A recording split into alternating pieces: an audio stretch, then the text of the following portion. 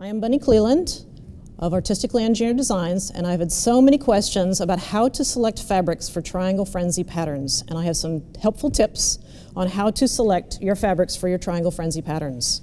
And just as a review, a triangle frenzy pattern uses a strip of fabric and a Creative Grids ruler, the 12-inch high equilateral triangle ruler, the 60-degree ruler, and we will be cutting triangles from this strip of fabric, top and bottom, to create the triangle frenzy patterns. So here's an example of that fabric with the triangle frenzy design. So it's the triangles, the equilateral triangles, to cut these pieces, top and bottom. So we're using strips. So the best way on these strips is to see I have a dark, a medium, and a light. So I'm looking for contrast and definition in the stripes.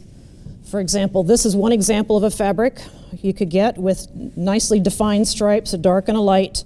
Turns out beautifully as you turn it to the 60 degrees.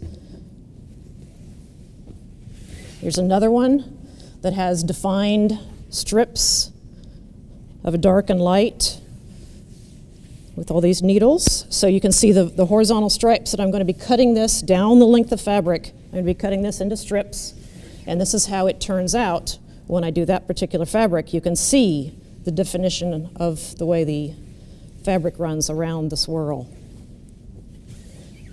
Another one is this one, how it has very nice defined stripes, not necessarily dark and light here, but you can see its defined stripes so I can see as it runs. And here's the way it's going to look. So you can see how it's very nicely defined stripes and how it runs around. And the pattern will tell you how to cut each of these pieces. Now here's an exception to the rule. This has some very nicely defined stripes, but there's not really a contrast between your dark and light to see where the stripes are going to show up. So just so that you know how this looks, this is how this one looks. You can still see them, but it's not quite as defined of the stripes. It's very, very colorful, but it doesn't show off the way the work that you've done cutting the fabric. As far as scale goes, you can see the dark and the light here. This has quite a few stripes down the length of fabric. And here's the scale that this one turns out with. So it doesn't matter what size your strips are when you cut them. It's totally scalable, so I can go really small to really large on these stripes that you're cutting from the fabrics. Now here's some beautifully defined stripes. And this doesn't have a lot of deciding where you're going to go. You can cut anywhere on these. And what I've done is I've cut some template plastic into half-inch strips so I can decide where I'm going to cut this fabric. So if I were to start from here, I see the repeat. This is one repeat right here. So I could cut it there.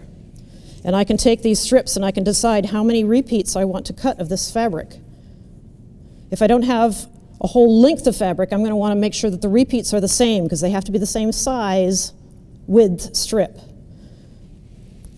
But say I want to make it wider. For this particular one, I could make it as wide as I want, however many strips.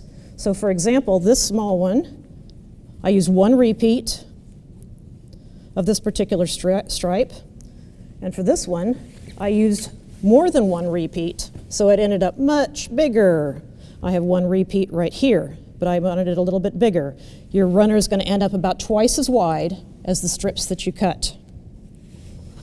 So I hope you've learned a lot about how you can pick fabrics. There's a lot of gorgeous fabrics, border prints, stripes that will work in triangle frenzy patterns. Thank you very much.